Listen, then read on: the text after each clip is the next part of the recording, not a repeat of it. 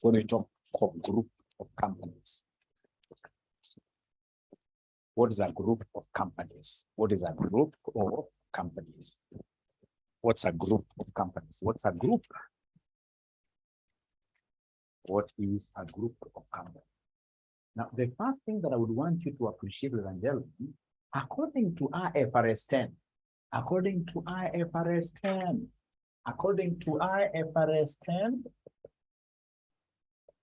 a group of companies, or a group basically equals who? A group equals the parent company. You must have just one parent. Parent plus who? Plus its subsidiaries. Parent plus its subsidiaries. There could be many. Subsidiaries can be many, but parent company only one. Only one. Great. Now, what is a subsidiary? A subsidiary is a company that is being controlled by a parent. According to IFRS 10, a subsidiary is any company which is under any company under the control of who? Under the control of the parent company. Under the control of the parent company. Under the control of the parent company. Under the control of the parent company.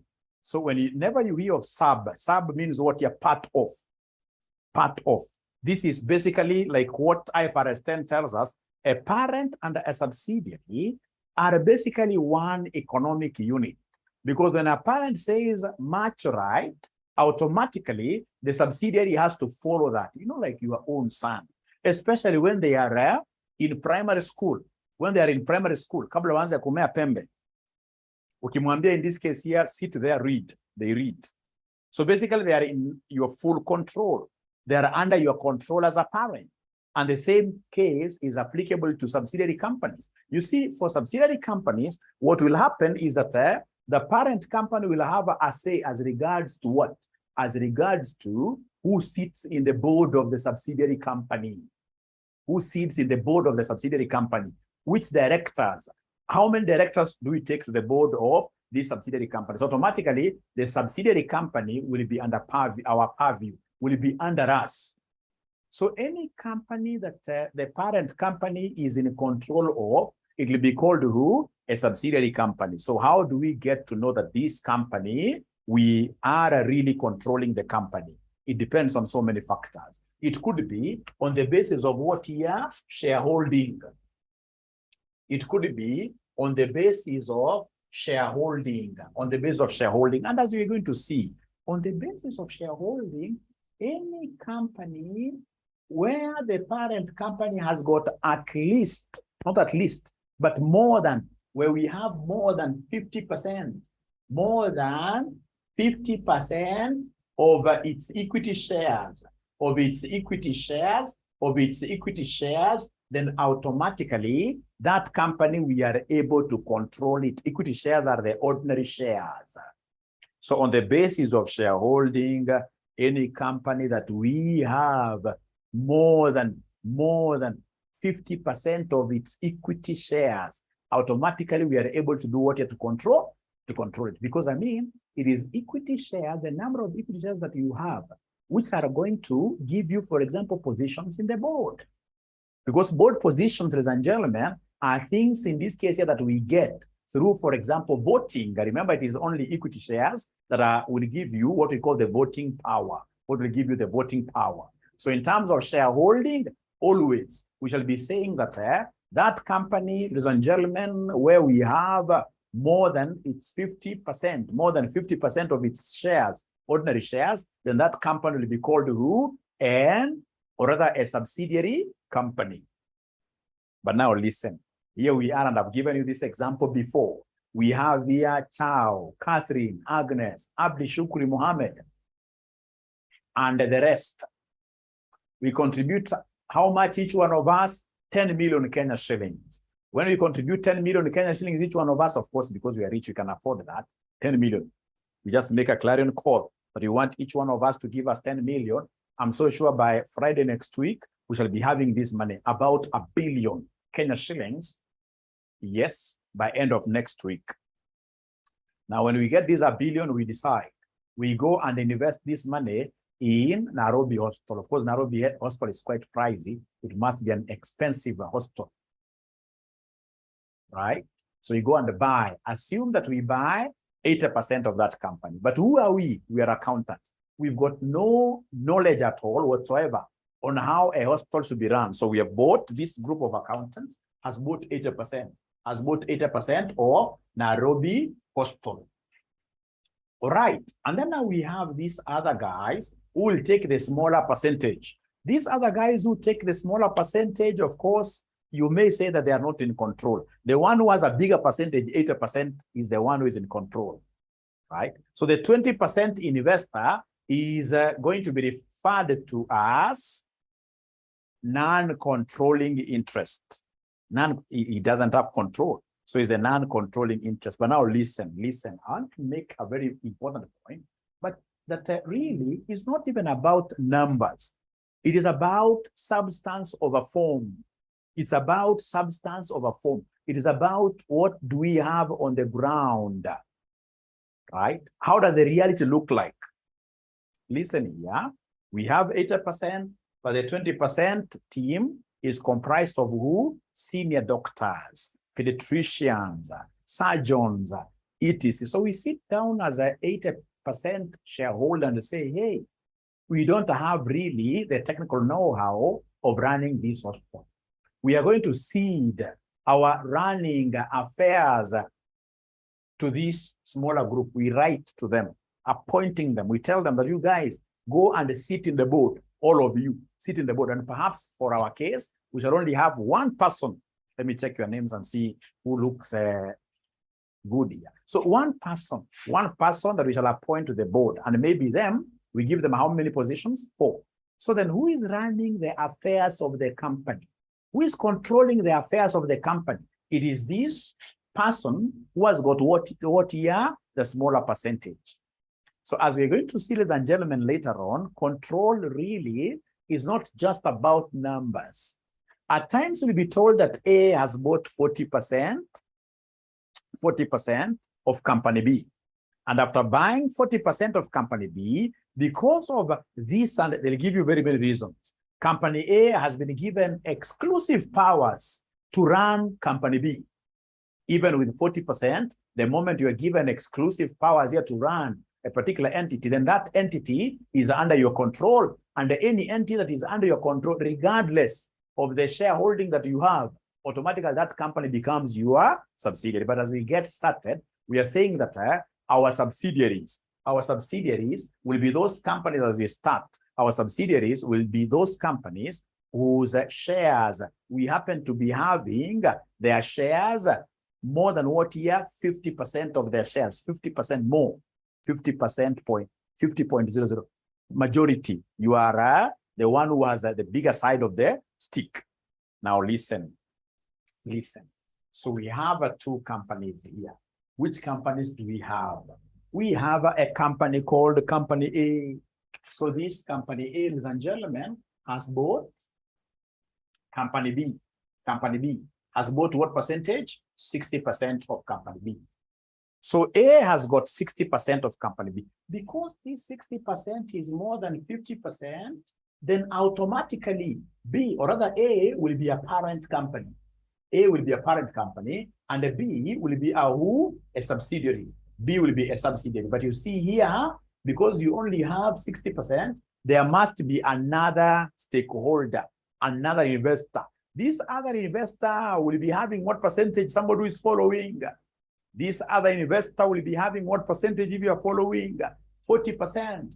What name do we give to this other investor? What name do we give to this other investor? What name do we give to this other investor? NCI, non-controlling interest. You guys are geniuses. Non-controlling interest, non-controlling interest. Now listen, remember, each of these companies here will do their own separate financial statements. The parent company will be having its own set of financial statements. The same case, subsidiary is applicable to the subsidiary. The subsidiary will also be having its own financial its own financial statements. But at the end of the year, because the 2 companies here form what we call one economic entity, will need to put those financial statements together. So these two financial statements here must be combined to give us what we call consolidated. The consolidated financial statements. The consolidated financial statements. But now, ladies and gentlemen, listen and listen to me very well. How do we do these consolidations? It's very easy. It's very easy. The easiest thing ever. The only thing you're supposed to appreciate here is that the two companies are forming one block, one economic entity. And we shall only be appreciating things that come from third parties. Any business done by these two companies, for example, A has sold goods to B. A has sold goods to B. Just don't recognize that sale. If it has been recognized by any of the two companies, cancel that sale because that sale is intra-group, inside group. That sale is fake. That sale is fake. That is just simply like moving goods between stores. Moving goods between stores, yes, moving goods between stores. Now, ladies and gentlemen, before I show you how this question of last semester was so important to us, I would want to open this question that was tested, this question that we got last semester. This question that we got last semester. No, first of all, I'll do a simpler one. Let's do a simpler one.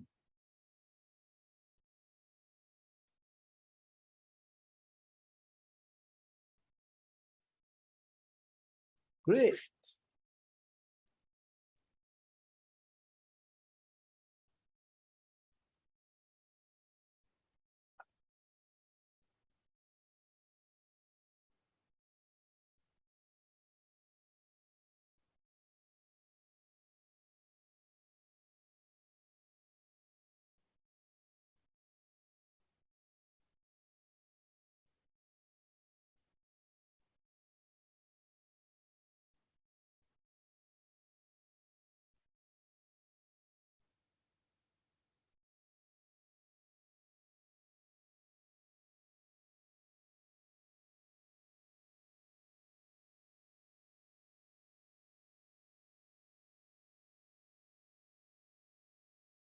Okay, so this is the question that I would want to.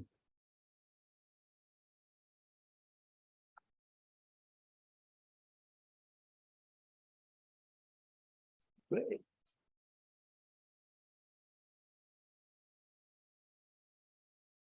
Please confirm to me whether you are able to see my paper. Are you guys able to see my paper here? Let me make it a bit wider. Great. Are you able to see? Great, great, great. Yes.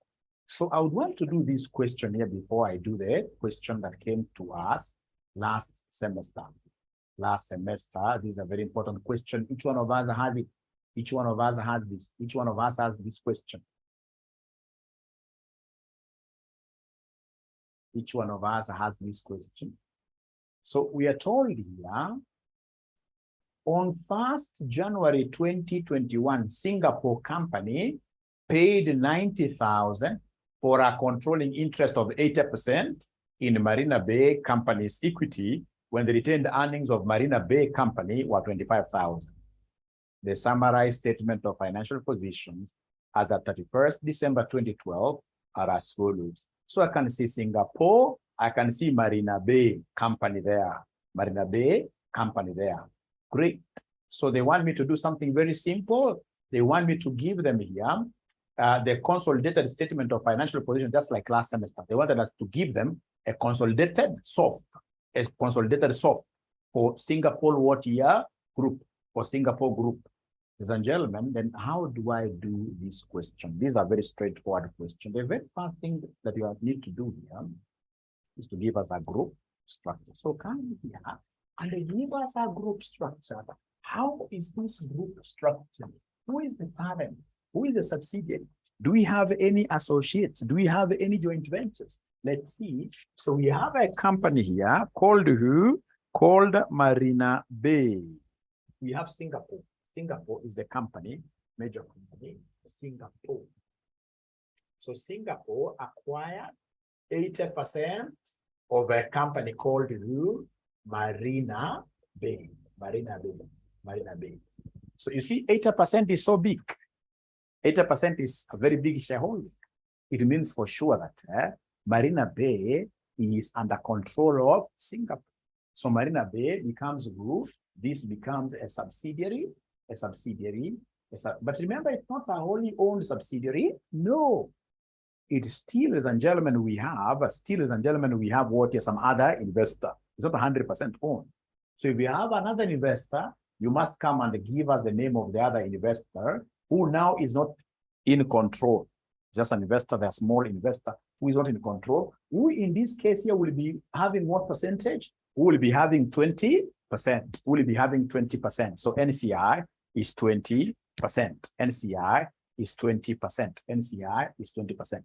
Now, once I finish doing this, the next step for me, ladies and gentlemen, will be to come here and provide something so sensitive. Appraise the net assets of the subsidiary. You must understand, this subsidiary you're acquiring in terms of assets. How much is it worth? So the worth of, give us here the worth of the subsidiary. And remember, the worth of the subsidiary is normally computed using what we call the net assets approach. So basically, give us the net assets of the subsidiary. Give us the net assets of the subsidiary. So how do we get the net assets of the subsidiary? So to get the net assets of the subsidiary, we are told here by IFRS 10, consolidated financial statements, to measure these net assets as at acquisition and as at reporting. As at acquisition and as at reporting. As at acquisition and as at reporting. So you measure the worth of these assets as at acquisition when you acquired it and as at the reporting date. Very important for us to appreciate that. As at acquisition and as at the reporting date.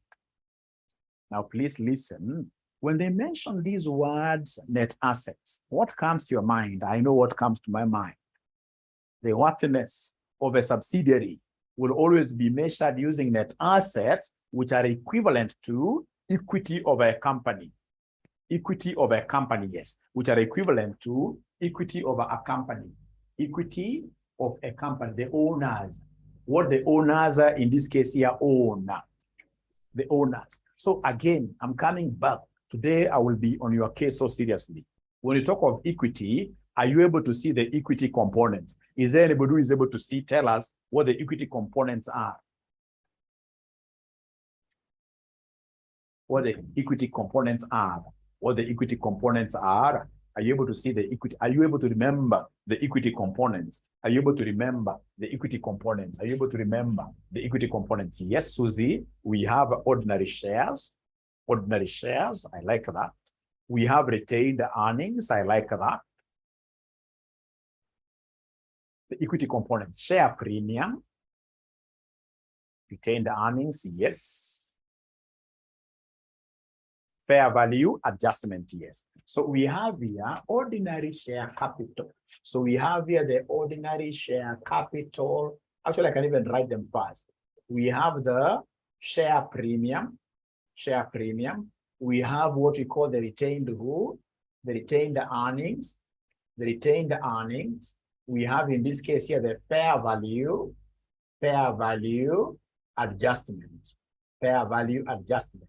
So these are basically the equity components. These are basically the equity rule components: ordinary share capital, premium, retained earnings, and the fair value adjustments. Of course, there will be depreciation on fair value here. Very important as well.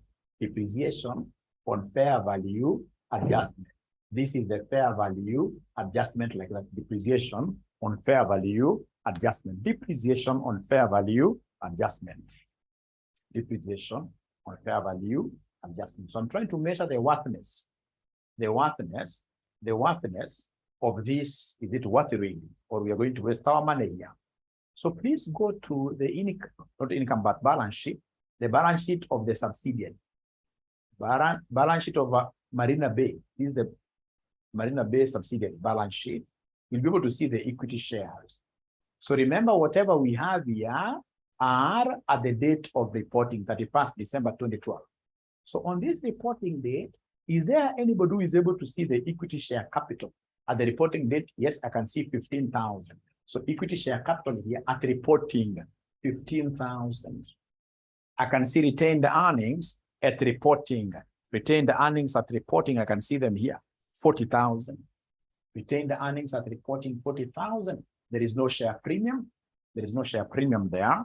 Great. So look at what I've done here. I'm making reference to the date of what year? Reporting, as at the reporting.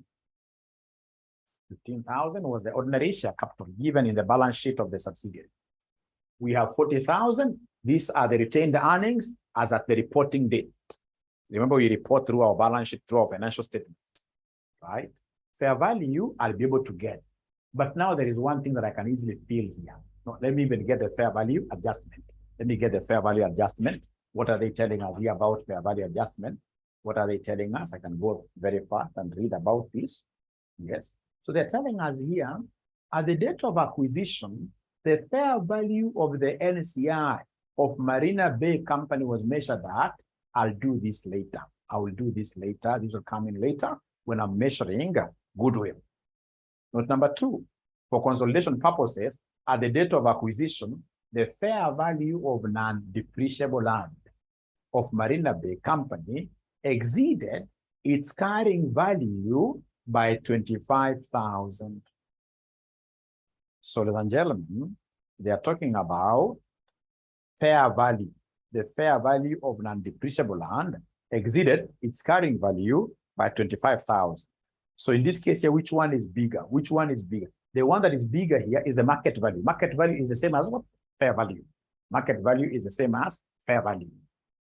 So fair value is more than the book value. Remember, carrying value is the same as book value. So then this is a revaluation upward. Whenever the market value is higher than the carrying value, as an accountant, you'll be told to push your book values up. So it's a revaluation upward. It is a revaluation upward. So fair value at reporting, fair value will be the same. At reporting and at acquisition, fair values will always be what? Will always be the same. And since this is land that is non-depreciable, since this land which is non-depreciable, you can't depreciate, so depreciation on the fair value here will be dash through. Because it's land, you're not going to depreciate this. You're not going to depreciate it.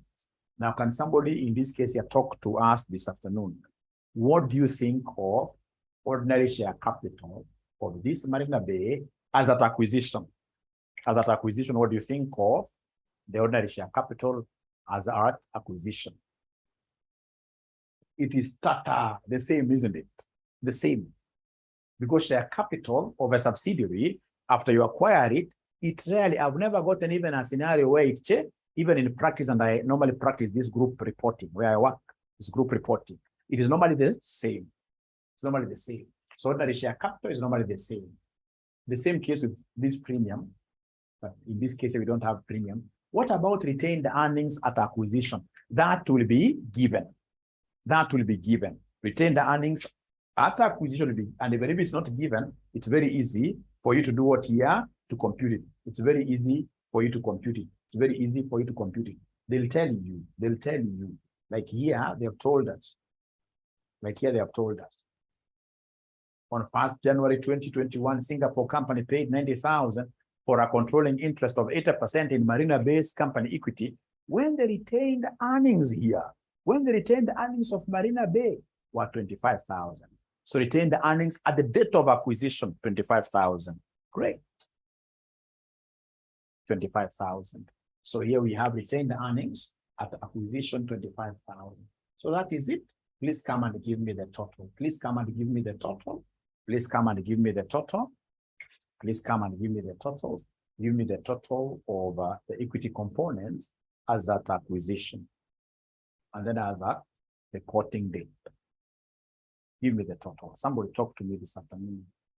Talk to me this afternoon. Talk to me this afternoon. Talk to me this afternoon. So according to Lenny, 65,000. Leaves on it is 65,000. 65,000. How about our net assets as at reporting?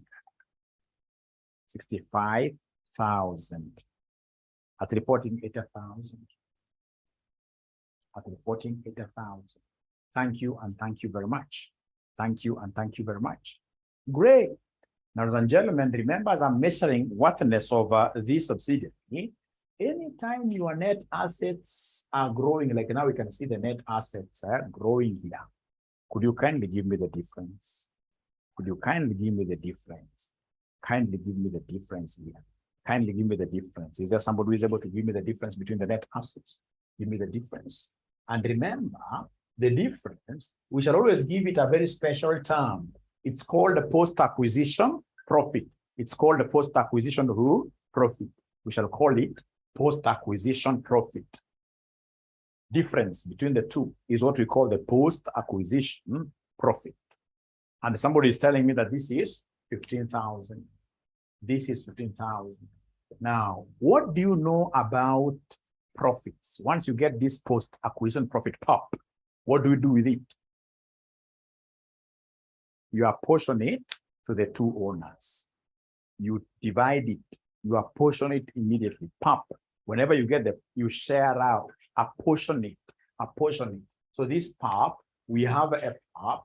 We have a pop of 15,000, but we know that we have got two owners. We have a parent who is controlling, and then we have NCI. So the parent company has got what percentage? Parent company has got 80%. NCI is 20%. So 80% of 15,000 gives me what figure? 80% of 15,000 gives me what figure? 80% of 15,000 gives me what figure? So whenever you get this post-acquisition profit, which is the difference between the net assets, always share it out. So 80% of 15,000, David Kamaru tells me that this is 12,000, like that.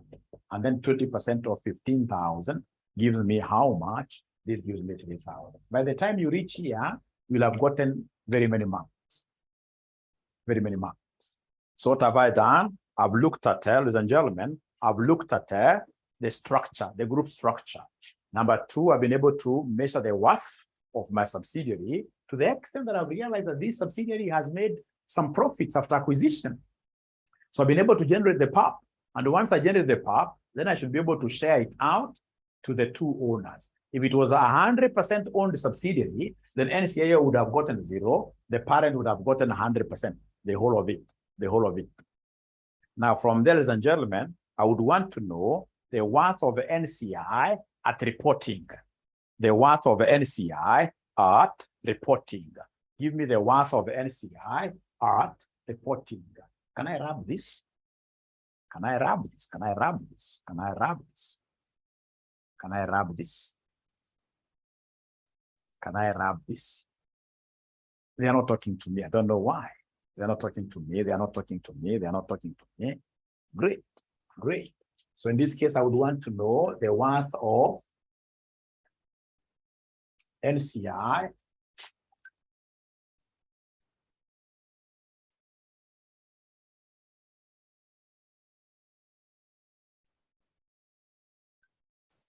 worth of NCI at reporting. At reporting. Very easy. Remember, NCI is a non-controlling interest. Non-controlling interest. So how much are they worth by the end of what year? The reporting date. So start with the NCI at acquisition. NCI at acquisition. So is there somebody who can tell us when we were acquiring this NCI, this company, NCI had a fair valuation of how much? NCI, you can see here, we're told here that at the date of acquisition, the fair value of NCI of Marina Bay was measured at 20,000. 20,000. So NCI at acquisition, 20,000. These guys' worthiness has gone up. Yeah, give them share of their share of PAP. NCI's PAP. So NCI's PAP, NCI's PAP was coming to how much? NCI's PAP was coming to how much? 3,000. 3,000. So please, here, 23,000. So, ladies and gentlemen, this automatically is our NCI at reporting. This is our NCI at reporting. NCI at reporting. Now, from ladies and gentlemen, I don't know whether first of all we are together up to here. Are we together up to here? Group structure. Number 2, give us the worthiness of the whole subsidiary. From there, come and look at how our NCI doing in terms of what year is their value increasing, like that. Great. Now, from there, ladies and gentlemen, I would want you to take me straight away to the group retained earnings. This is so important to me. The group retained earnings. Is there anybody who is able to give us the group retained earnings? Is there anybody who is able to give us the group's retained earnings? The group's retained earnings. Is there anybody who is able to give us the group's retained earnings? The group's retained earnings. Is there anybody who is able to give us the group retained earnings? Because that is one area, again, which knocks so many people down. The group retained earnings. The group retained earnings. This is one area, if you understand it well, you will never go wrong. So the group retained earnings, I can see it here. You can see the retained earnings there, right? Singapore has 100. Marina Bay has got 40,000. So come and give us the group's what here, retained earnings. Very important. The group retained earnings. So we have here the group retained earnings, the group retained earnings. So this one you can easily confuse. I've always seen students doing this in CASNET, where students will come and take like group retained earnings. They take the one of the parent plus the one of who? The subsidiary. You get a 0, and then you keep on wondering how comes I'm failing this paper semester after semester after semester after semester. No, it's because you have not yet understood these concepts very well. Ladies and gentlemen, for the group's retained earnings, what do we have? For the group's retained earnings, you take the parent retained earnings. The parent retained earnings, which I can see, remember, parent is Singapore, right? Is Singapore, right? So in this case here, Singapore, the parent is Singapore. Is Singapore. I can see the retained earnings are 100,000. And then I add, yes, add in this case here, share of PAP for the parent. So the parent was getting what PAP amount? Yes, the parent was getting what PAP amount? 12,000. So that is it. So then this gives us 112,000. Lastly, you give us the goodwill. The goodwill. Goodwill at acquisition and at reporting. So goodwill at acquisition and reporting. Goodwill. Remember, according to IFRS 3 business combinations, goodwill, if you search there, they'll tell you that goodwill is at premium on acquisition, where we take the difference between the consideration paid and the net assets of the subsidiary. So basically, we are saying that goodwill equals who? Equals consideration paid minus the net assets of the subsidiary, consideration paid minus the net assets of the subsidiary. And then remember, when we talk of consideration paid, we are looking at the parent and the NCI. Parent plus who? NCI. Parent plus NCI. Parent plus NCI. The consideration both paid to be able to acquire the entire company. Now remember that whenever you consider parent and the NCI's consideration, Whenever you consider parent and the NCI's consideration, then this method will be called the full method. Because now this is full consideration, full method, full method, full method, full method, because this is what here somebody, full consideration, because this is full, you've gotten consideration from the two parties. Yes, remember for group retained earnings, you take the one of the parent only, plus what here somebody, the share of PAP. You can't bring the retained earnings of the subsidiary direct, not unless the subsidiary is 100% owned, right? You can't just bring that directly. There is an abracadabra. Yeah, you have to take it this way. You take the parent, retained earnings, add the share of what here, PAP. Add the share of PAP. Great. So I was trying to explain something here. When it's parent and the NCI's consideration, then that becomes what here somebody, full method. What if, for example, it was only consideration of the parent?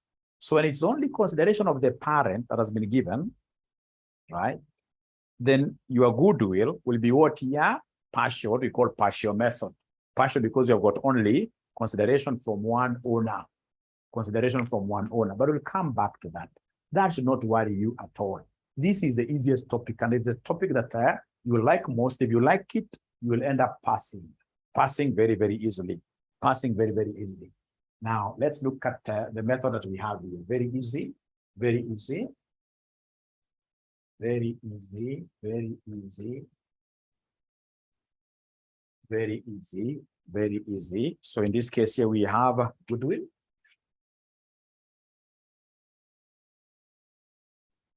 So we have here parent consideration. Parents consideration. So from your paper, the parent paid how much? The parent paid how much from your paper? Parents consideration. The parent paid how much? To see whether you're together. The parent paid how much? 90,000, right? The parent paid 90,000. The parent paid 90,000. How about in this case here, fair value? Fair value of NCI at acquisition. Remember the NCI, they bought shares. On the date of acquisition, then they bought shares. And their shares were valued at that particular date, and we know how much their worth was at the beginning. The fair value of NCI at acquisition, they have told us. They have told us here. They have told us here. At the date of acquisition, the fair value of the NCI of Marina Bay Company was measured at what year? 20,000. So the fair value here is 20,000.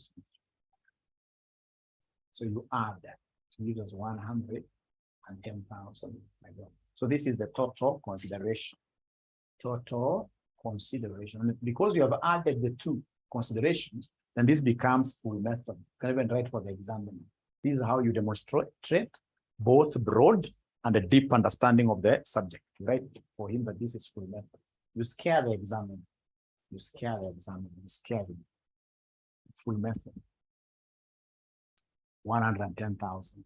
And then now you come under less the net assets of the subsidiary. Less net assets of the subsidiary. Net assets of the subsidiary at acquisition. Is there somebody who is able to see the net assets of this subsidiary at acquisition? Is there anybody who is able to see the net assets of the subsidiary at acquisition? These guys are not looking at that table where we were looking at the worthiness of the subsidiary. These guys are not looking at that table. These guys are not looking at that table. There's a table where we have net assets at acquisition, net assets at reporting. NCI share of profit. That one we took a long time ago. You don't remember where we took? We can't bring NCI share. You see, this goodwill you're getting here is goodwill at acquisition.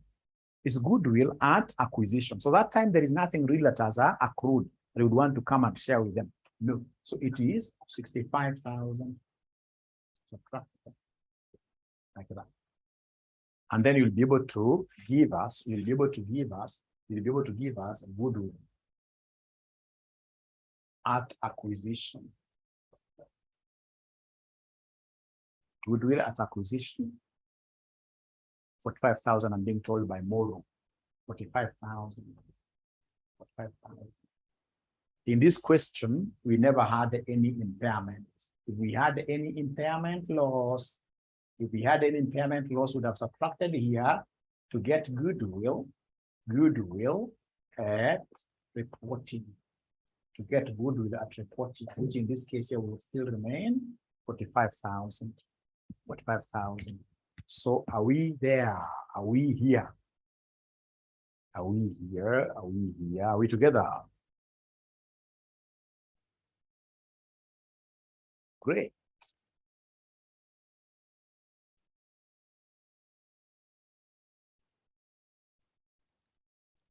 We can't, I've never seen even a single situation where we bring the NCI, not unless you're looking at now which one. Just try to master first of all, because you're just starting the topic, just master the concepts like this, right? Just try to master the concept like this. You'll really confuse yourself with so many issues in between. It's a straightforward thing. It's a straightforward thing. It's good to ask questions. I'm not refusing, but just try. We are still at a very basic level. We haven't gone to step acquisitions. We're still at a very basic level. Great, great. Now, ladies and gentlemen, after this, then I'll ask myself whether these particular entities did any business between themselves. Was there any business? Was there any business that was done between these two entities? That the business is fake. And if there was any profit earned out of it, we should cancel. Let's see whether there was any business. We are told for consolidation purposes, at the date, this does not lead to any business. At the reporting date, Singapore company owed, great, no worries. So there is nothing like unrealized profit going to be calculated here, right? This particular intra-owing, we shall be able to deduct it later. This intra-owing, we shall be able to deduct this later. So then we are at home. Let's do a consolidated what year? Statement of financial position now. So the last thing now we'll do is a consolidated statement of financial position. Very easy. Consolidated statement of financial position. Consolidated statement of financial position. You will overcome. Consolidated.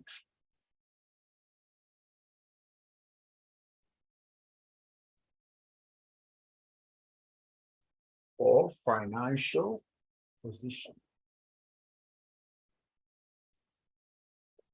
To consolidate is to put together. Mayoma, I don't understand your. If there was no NCI given at acquisition, now I understand that question.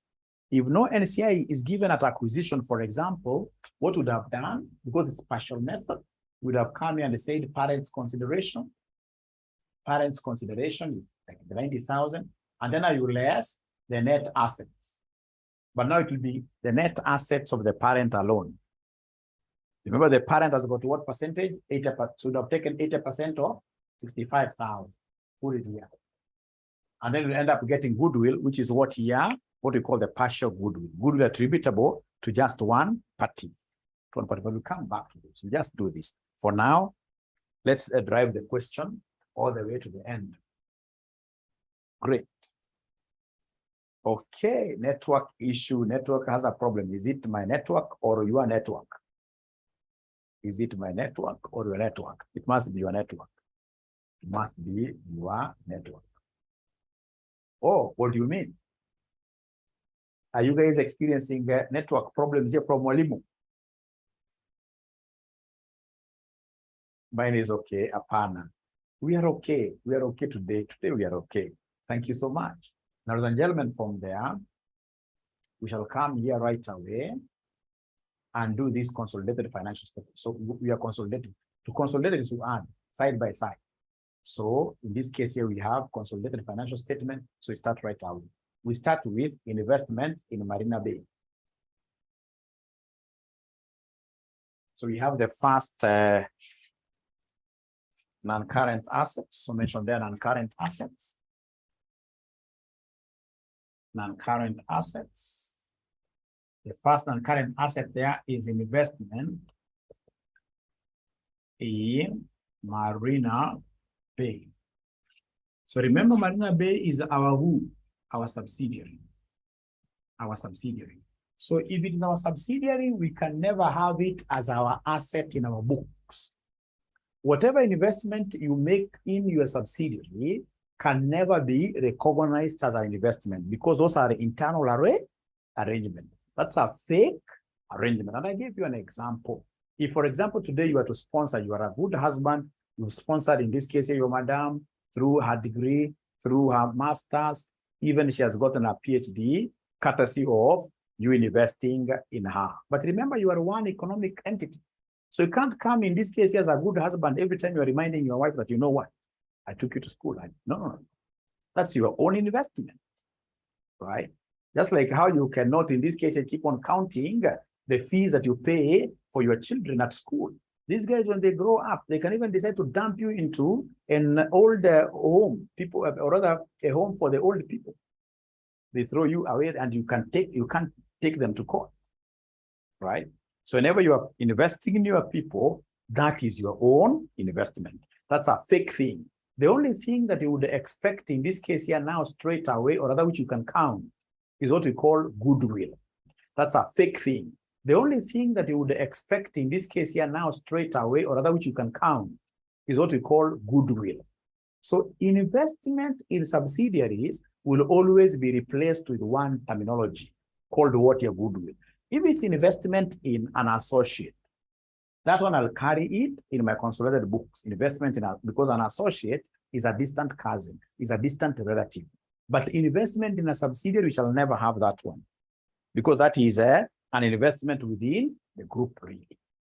So investment, because of your own knowledge, this is investment in Marina Bay, investment in subsidiary. It's mentioned there just in your books that this will be replaced with goodwill that we computed. Will be replaced with what? Anytime you see investment in your own subsidiary, always remember that investment in your subsidiary will always be replaced by what here? By goodwill.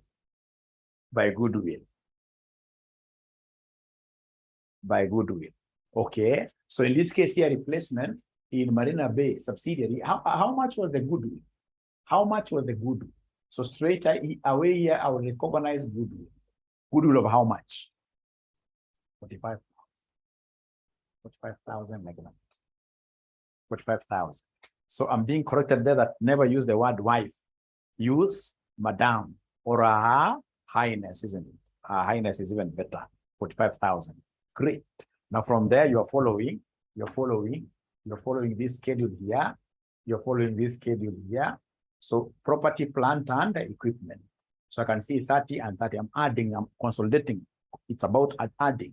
So PPE, so I'll come and mention here property, plant, and equipment. Property, plant, and equipment. I can see the parent has 30,000. The subsidiary has 30,000. But remember, we had some revaluations on the road. We had some revaluations on the road that has to be captured afresh here. This one here. For consolidation purposes, at the date of acquisition, the fair value of non-depreciable land of Marina Bay Company exceeded. It's carrying this 25,000 is in the notes. It's not in the financial statements. Now we need to bring it. And because it is a revaluation upwards, I told you when fair value is up, fair value is the same as market value. When it's more than the carrying value, you as an accountant will be asked to push higher the value of your assets. So it's a revaluation upward. So I'll come and add here 25,000. If there was any depreciation, I would have subtracted. But now remember, there is no depreciation here. So then can somebody give me the total PPE here? We write here. Total property, plant, and equipment, 85,000. Thank you so much. 55,000. Now we are continuing. We are pushing on well. All right. Now from there, ladies and gentlemen, I can see we have the next thing here, known as root. There's really nothing there. It's current assets. So we have current assets 30 and 30 as well. Current assets 30 and 30. So current assets. So I'll take the parent has got 30,000.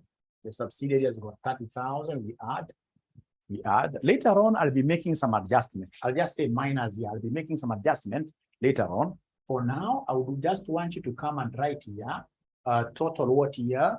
Total assets. For now, just want you to mention their total assets and don't pick your calculator. Don't pick your calculator yet.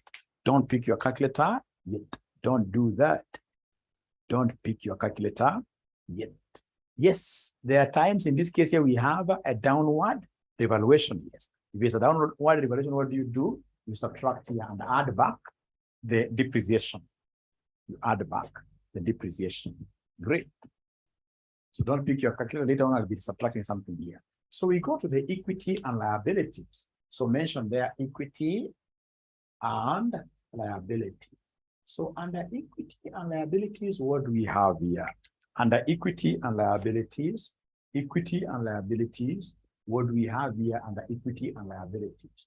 So we start with the equity shares. Equity shares. What do you know about equity shares? Hey, you, my friends. Equity ordinary shares. What do you know about them? What do you know about them? Equity shares. What do you know about them? Can somebody tell me? Can I come and take 25,000 plus 15,000? 25,000 plus 15,000. Can somebody do that? Can somebody do that? Can somebody do that? No, you take the one of the parent only. Equity shares and share premium, always take the one of the parent only. Always, just write like that inside here. Parent only. Parent only. Parent only. You take the one of the parent. Thank you very much. Always, you take the one of the parent. You take the one of the parent. You take the one of the parent. So in this case here, equity, I can see parent, who is Singapore, is 25,000, a free mark. Free mark. After that, ladies and gentlemen, I'll come and pick retained earnings. So we have retained earnings. Retained earnings. So retained earnings, what do we have under retained earnings? Retained earnings, we calculated the group retained earnings. You guys can remember the group retained earnings, I'm so sure. You can remember the group retained earnings. I'm so sure you can remember that. The group retained earnings, I can.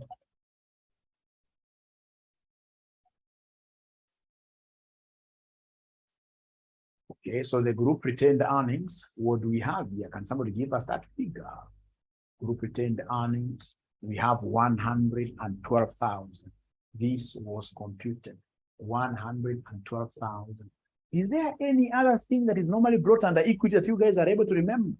Is there any other thing that is normally brought under equity as an equity component? There is something else that so many students forget. I don't know why. NCI. Thank you so much. So we have here non-controlling interests. Non-controlling interest. So non-controlling interest, are you able to remember this figure? We did a computation. We did a computation of non-controlling interest. Over how much, if you're able to remember non-controlling interest, 23,000. Thank you so much. Great. Super.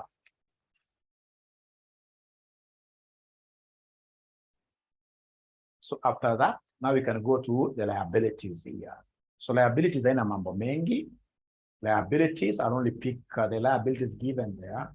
So the liabilities given there, we have, ladies and gentlemen, 25,000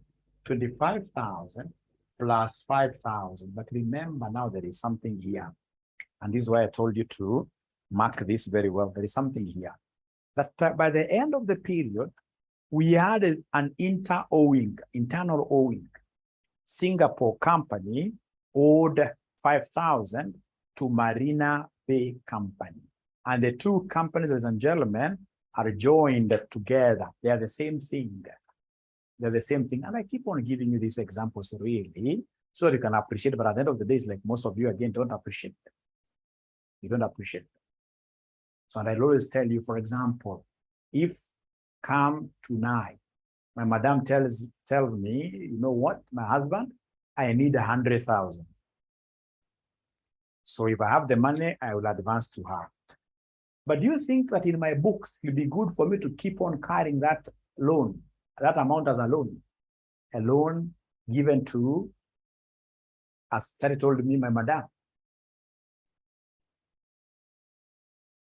Do you think that money will ever be paid back? Do you think that money will ever be paid back. Never, never. And that is why intra-owings must always be deducted. Why? They are fake owings. You will never get that money. Forget. So this intra-owing, go to the liabilities and subtract it, and also subtract it from the receivables. Never on earth, yes. Also from the receivables, because you see, one company is saying, I expect to receive from Marina Bay. So from one company's perspective, it's a receivable. To the other company's perspective, it's a what? It's a pay. So always remember to subtract it from payables and receivables. This fake inter-owing, the fake inter-owing, always remember to subtract it from you know, receivable is under current assets. So you come and mention here minus 5,000, minus 5,000. So could you kindly, ladies and gentlemen, in this case, say, give me this figure now. Please give me this figure now. And as you give me these figures, what if I was the one to borrow from my madam? Will she write off the amount? What if I was the one to borrow from my madam? Will she write off the amount? Or I have to pay? Niachama. 55,000. So this is 25,000. So then could you kindly give me the total here, please? Please give me the total here. It has to come back with interest. Boy child has many issues. So 185,000, and this is 185,000. So this is total equity and liabilities. Total equity, and liabilities. Total equity and liabilities. So you can see that for sure the boy child is under siege. And that is why you get so many men during our retirement. We get into so many problems. Ndio maana nafaa pia mwanaume najipanga. Great. So then I would want us straight away to look at this question that was tested last semester, August 2022. August 2022. Do we have the paper? I'd given you instructions from the beginning. I told you guys, you need that paper. Is there somebody who has that paper? I had it.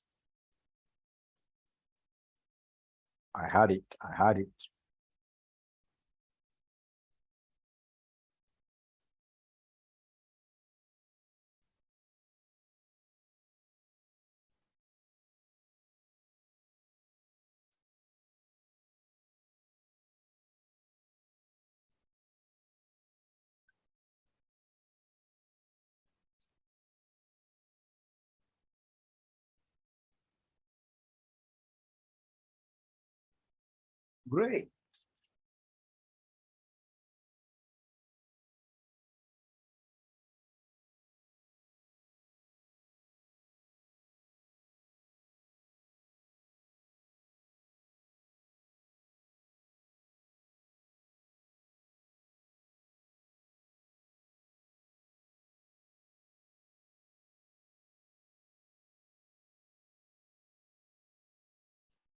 This was a very straightforward question paper. If I'm the one who was doing this paper, I would have picked not less than 80% in a very short span of time. Because most of you don't fail because you are stupid. No. Most of you basically fail because of what year. You fail because you don't know that AFR is a speed test exam, speed test. So we get somebody, for example, takes 1.5 hours to do question number 1. I can even mark for you this paper right on the examination center. The moment I realize that this student has taken more than 1 hour to do like question 1, that student will fail. That is the first reason why so many students fail. Otherwise, it was a very easy paper, The bad taxation. We shall overcome.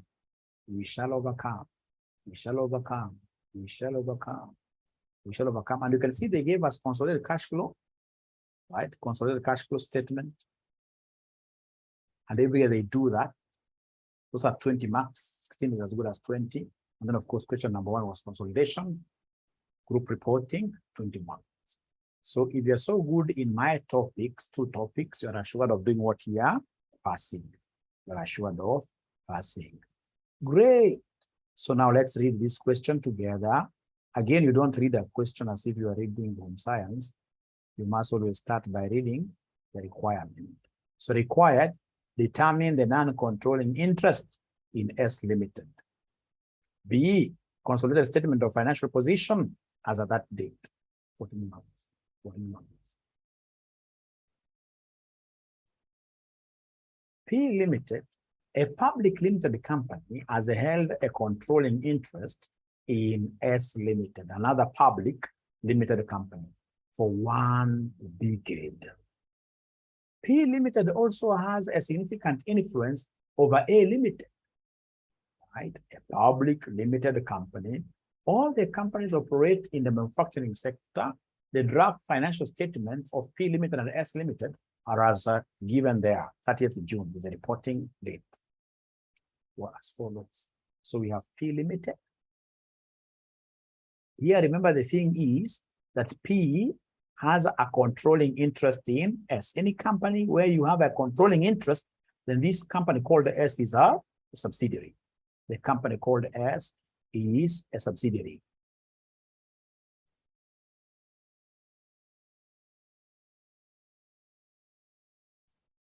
Great.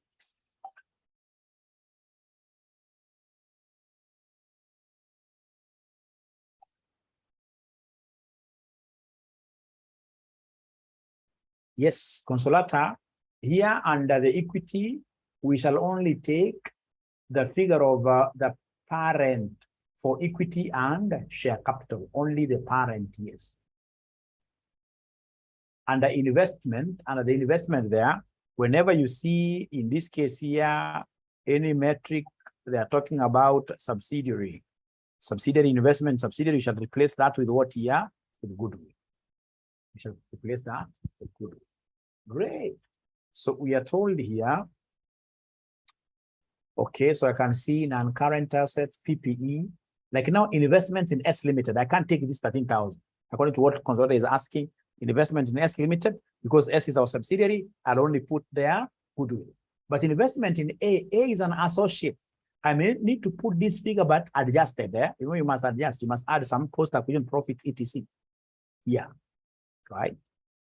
Then we have financial assets at fair value. This is a straightforward thing. We have current assets, inventory. We have trade receivables, cash and cash equivalents. We have total assets. So we start from here. On 1st July 2012, P Limited acquired 60% of the ordinary shares of S Limited for a cash consideration of 10,000. At acquisition, the fair value of NCI was 6,500 million. P Limited wishes to use the fair value method of accounting for goodwill. On 1st July 2012, the fair value of identifiable net assets in S Limited was 14,000. And the retained earnings of S Limited was 1,200. The excess in fair value was due to non-depreciable land. This was quite an easy examiner. He never wanted to disturb you so much. Or 2, on 1st January 2022, P Limited acquired a further 20% interest in S Limited for a cash consideration of 3,000. S Limited reported a profit for the year ended 30th June 2022 of 500, which accrued evenly throughout the year. Note number 3. During the year ended 30th June 2022, P Limited sold goods worth 2,000 to S Limited. Fixed. During the year ended 30th June 2022, P Limited sold goods worth 2,000 to S Limited. Fake sales. That must be eliminated from my income statement, and any profit which is unrealized will also be removed. P Limited reports a gross profit margin of 25% on all its sales. Half of these goods were still in inventory of S Limited as at 30th June 2022. Note 4. Goodwill was tested for impairment immediately after the additional acquisition of interest in S Limited and was considered impaired by 10%. No impairment had been reported in the previous years. Note number 5, on 1st July 2015. The problem now to most students, once they reach like now in note number 5, they start, in this case, you're feeling things in their head, like a tongue twister. Now they can't even make the end from the beginning. They're lost there, right? If it's consolidation, these things are normal. They should never scare you. They should never scare you. Never, never, never, never, right? So the moment you start hearing like it's a tongue twister, if can't tie, a tie. Where can't I a tie? Where can't I tie at unknown? These are straightforward things. So note 4, note 5, I mean, on 1st July 2015, P Limited acquired 30% over 1,000 ordinary shares of 10 each in A Limited. A Limited is an associate to us. A Limited, when the retained earnings of A Limited stood at 1,000, A Limited had no other reserves as at 1st July 2015. As at this date, retained earnings were that no impairment was deemed necessary in respect of the investment in A Limited. None of the group companies declared or paid dividend during the year, noise. None of the group companies issued additional shares. They want to scare you away, can't I, useless. Then they want me to give them the non-controlling interest. You can't start with non-controlling interest. There is a procedure. The very first thing you need to do is to give us the group structure. The group structure. So start by giving us the group structure. Start by giving us the group what here, the group structure. So start by giving us the group structure here. So these are straightforward question. Straightforward question. Let's see how we get here. The group structure. Yes, intermediate students can score everything. Yes. Even if you miss out some marks here, it will be because of the valuation of NCI. But all the things here, you'll be able to get all the things here. There are things. Valuation of NCI may give you a problem because there was a reduction in NCI within the year. That one will give an intermediate student some goosebumps a little bit. But all the other things, this student will be able to get. So, ladies and gentlemen, here we have our group structure.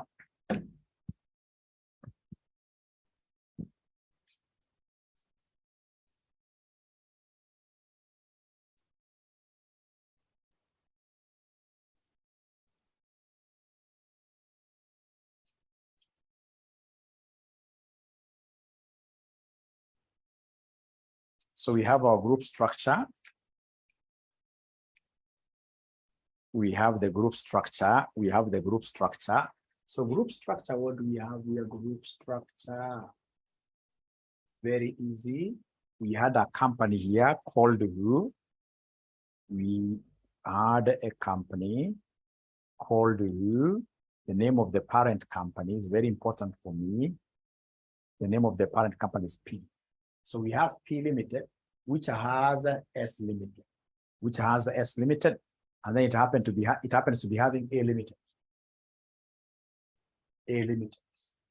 A Limited. So S Limited, we had a 60%. S Limited, we were told here on 1st July, we had 60% of S Limited. So in this case here, 60%. Before change, 60% before change, and then of course in this case here 80% because we bought 20% more, 20% more. So 80% after the change. The dates are very important, but I can opt to leave them out this time around. So 60% was before change, and then now after change we decreased our shareholding by 20%. All right. All right. So what will be of interest here will be the NCI.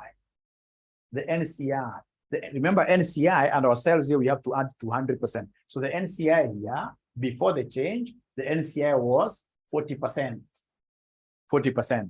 And after the change, where we took more shares, where we increased our shares to 80%, after the change, the NCI was what here? Somebody was 20%. NCI was 20%.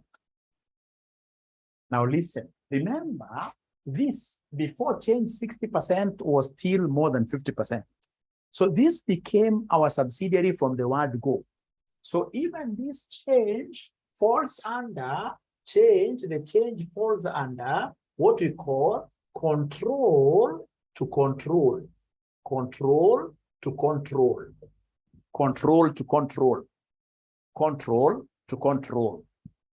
Control to control. We were still controlling this thing here before change, and even after the change, we are still the controlling party, the controlling investor. So it's control to control. We're moving from control to control. Remember the step acquisitions. In most cases, these guys will come and tell you that this company here was an associate. We had like say 30% of the shares, but in the year we bought like 40% shares to make now our shareholding 70. So in this case here, we have moved from associate status to control. No control to control. So this is a control to control position, and it's easier to work with control to control. Why is it easier to work with control to control? The goodwill working does not change. The goodwill working will remain the same. That goodwill you computed earlier on will remain the same. The only thing that will change now here, if it's control to control, is that there shall be a reduction in NCI. There will be a reduction in NCI, but we shall get there. For now, we are saying we are moving from 60% to 80%. So we are moving between two control levels, to control to control. The same, you'll be told in this case here, for example, we had 90% of the shares of company cow. And then we reduced our shareholding, say to 60%. We haven't lost control. That still is a movement from a control position to a control 90 to 60. Both of them are above 50%. So it's control to control. That will be very, very important for us to appreciate control to control.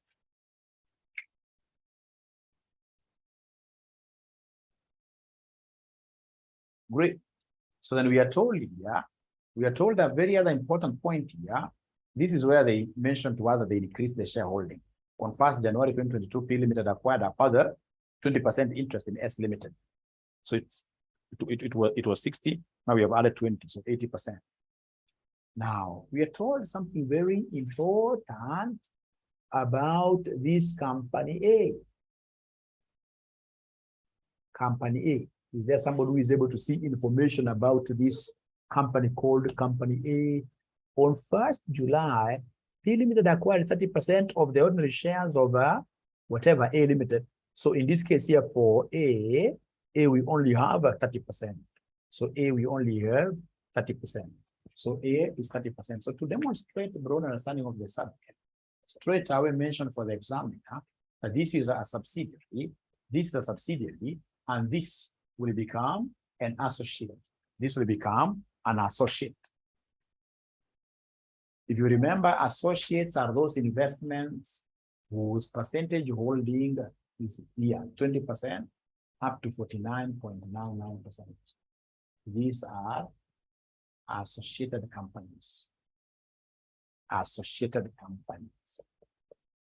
If you have any investment where the investment you've taken in that company, the shareholding you have falls between 20% up to 49.9999, slightly below 50%, then that will be an associated what year?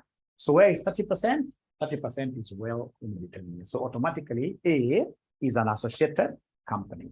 A is an associated company. The moment you draw like that, you get one full mark, and that one full mark is quite great. It can easily make you see places that you've never seen before. Like where? Like where? Is there somebody who knows those places I keep on talking about? Is there anybody who knows those places I keep on talking about? A pass, but similar passes you've gotten you've seen that. You've seen that. ISPAC, yes. ISPAC, yes. ISPAC, yes. So to be able to get to ISPAC right away. Thank you so much. Ladies and gentlemen, please listen and listen to me very well. So the moment I reach here, I know I'll forget about the associate company. The company that I'm in love with here is the subsidiary. So the thing that I will do is to check straight away the worthiness of the subsidiary, leave alone the associated companies and the joint ventures, the worthiness of the subsidiary. Give me the net assets of the subsidiary. That is the thing you should think about. That is the thing you should think about. Net assets of the subsidiary. Net assets of the subsidiary at acquisition,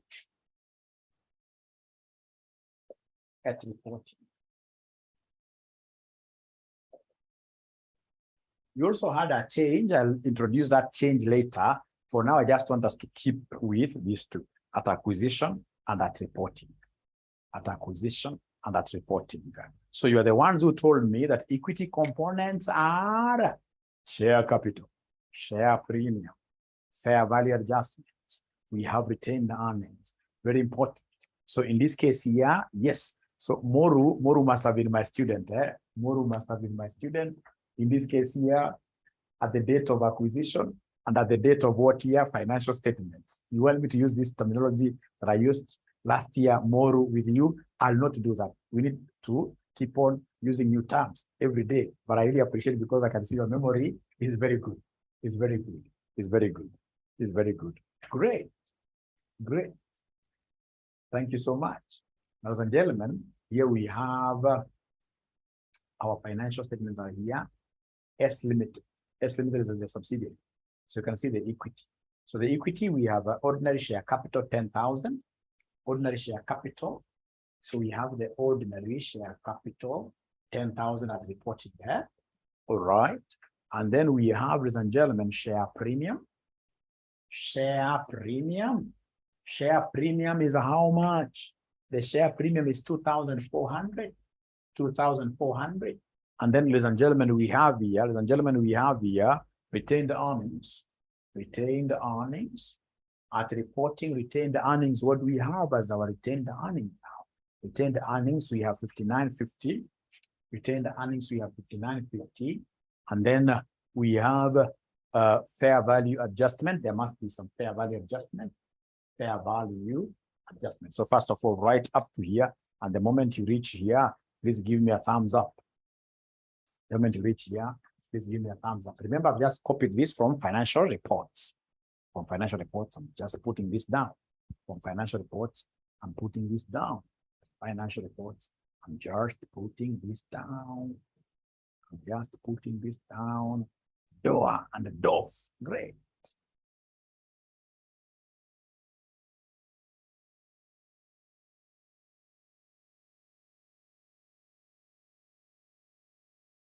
Done. Okay. Done.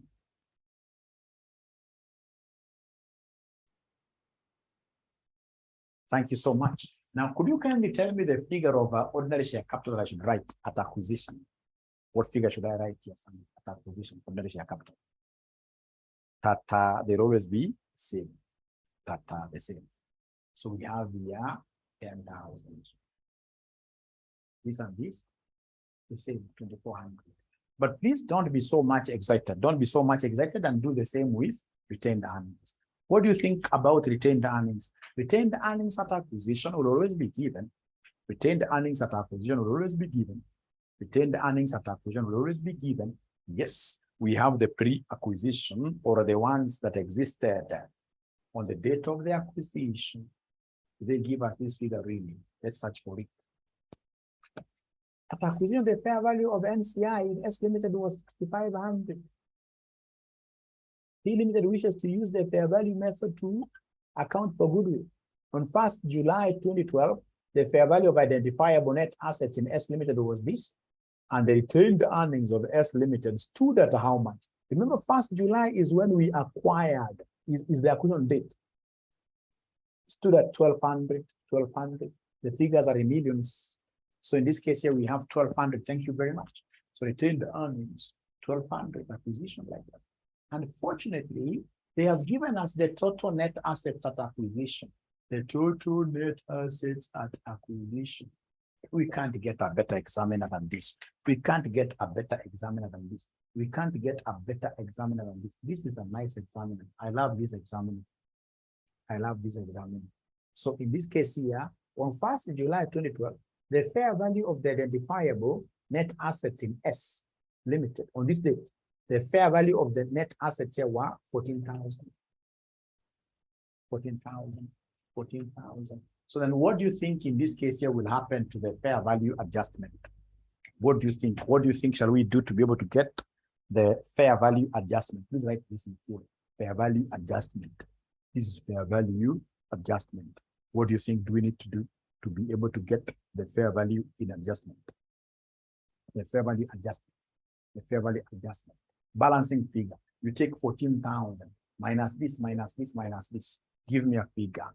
Give me a figure. Give me a figure. Give me a figure. You take 14,000 minus 1,200 minus 2,400 minus 10,000. So they're giving me 400. And they're telling me that this 400 is non-depreciable land. So there is no good reason for you to have like a fair value adjustment depreciation. No, because land does not depreciate. Land does not depreciate. Land does not depreciate. Land does not depreciate. Ladies and gentlemen, please listen and listen to me very well. They told us that the excess in fair value was due to non-depreciable land. The excess that you've gotten here in fair value was due to non-depreciable land. Due to non-depreciable land. So remember, fair value adjustment will always be the same across. So put 400 there. So please come and give me the total here. Please give me the total here. Give me the total on the other side. At reporting, then what do we have here at reporting? What do we have here at reporting? What do we have here at reporting? What do we have here at reporting? So is fair value excess? Yes, fair value is normally, it's like, because of that valuation, right? The difference, 18,750, 18,750, 18,750. So in this case here, then could you kindly give me the post-acquisition profit? Please give me the post-acquisition profit.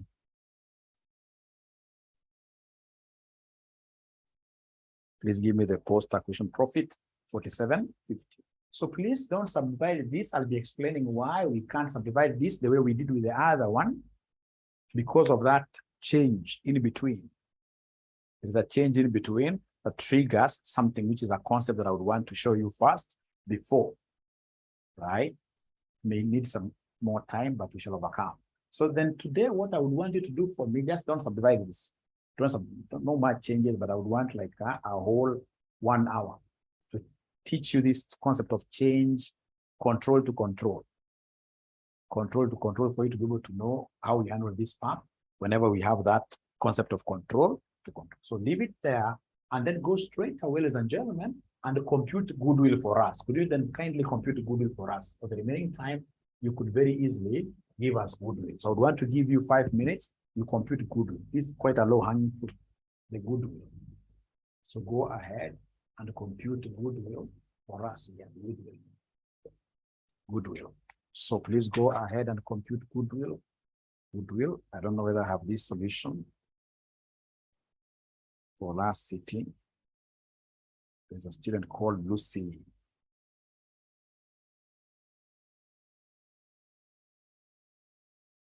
Who sent me these questions.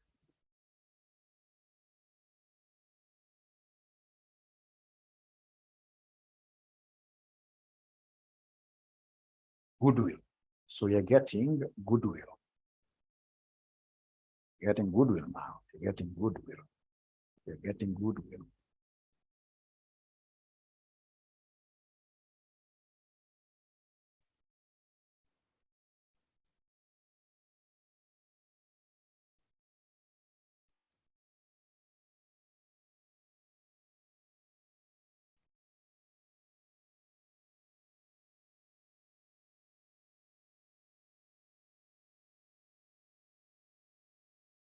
Very easy. It's total consideration minus net assets at the beginning. Total consideration minus net assets at the beginning. Total consideration minus net assets at the beginning. So give me the consideration paid by the parent. Is there anybody who is able to see that information somewhere? Is there anybody who is able to see that information somewhere? Consideration that was paid by the parent. Is there anybody who can see the consideration that was paid by the parent? The consideration that was paid by the parent. The consideration that was paid by the parent. The consideration paid by the parent. The consideration paid by parent. On 1st July 2012, P Limited acquired 60% of the ordinary shares of S Limited for a cash consideration of 10,000. At acquisition, the fair value of NCI, they've given us the fair value of NCI, so consideration paid by NCI.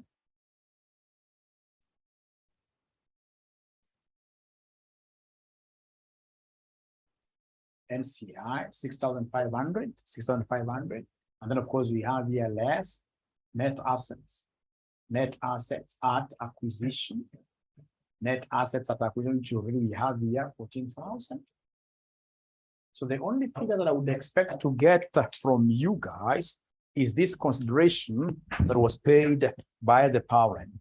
Is this consideration that was paid by the parent? Is there anybody who is able to recognize this consideration that was paid by the parent? Imagine they are not talking to me. I don't know why.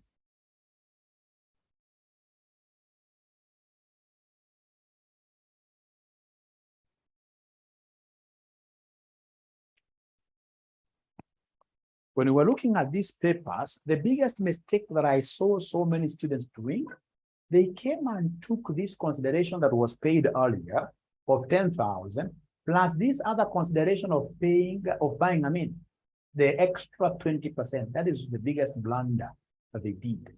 They took this 10,000 plus the consideration that was incurred in buying this extra 20%. Right. So in this case here, we should only work with what here somebody? We should only work with the original. When it's control to control. When it's control to control, you pick the very original consideration. Why? Because remember the first goodwill that you compute is goodwill at acquisition. At acquisition, that extra 20% was nowhere. This goodwill at acquisition. So ladies and gentlemen, listen here. So then this automatically is 10,000. It's 10,000. So you take 10,000 plus this minus this, and even leave it that way. This minus this plus this minus this. Is there somebody who is able to give us goodwill at acquisition? Goodwill at acquisition is 2,500. And then now we are told here that there is what here? There is impairment. So less impairment loss. Impairment loss. Are you able to see the impairment loss percentage? There's the impairment loss percentage. 10%, right? 10%. There's a place here they mentioned something to do with 10%. There's a 10% goodwill. Note number. Is there somebody who is able to see that note number very fast? Is there somebody who is able to see that note number? Yes, note number 4. Goodwill impaired for additional condition of interest in S Limited was considered impaired by 10%. No impairment had been reported in the previous years. So this is 10%, 10% of 2,500, right? So 10%. So 10% of 2,500. So this will give us 250 to subtract. So you subtract and then be able to give us the goodwill at 40. So when it is control to control, our goodwill will not keep on fluctuating. The goodwill that you get at the very beginning, the only thing that will affect it will be what here somebody will be impairment. Will be the impairment. Will be the impairment. So in this case here, this gives us what here? 2250. And this is what I shall take to my group.